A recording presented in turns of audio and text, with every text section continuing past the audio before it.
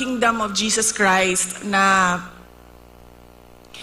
sala manggunitanan ni Inday Sara ug nidagan pa siya presidente dili ta magkalisod-lisod ani atong nasod.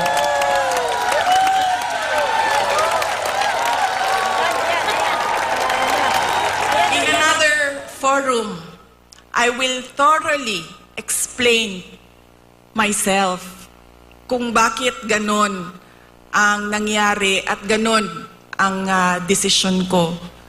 Pero sa ngayon, hinihingi ko lang ang patawad ninyo na nagkamali ako.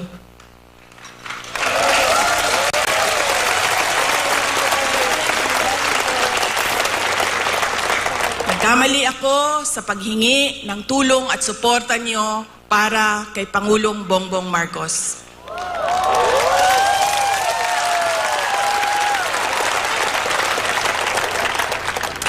I was on the mistaken belief that we were together on the platform of unity and continuity.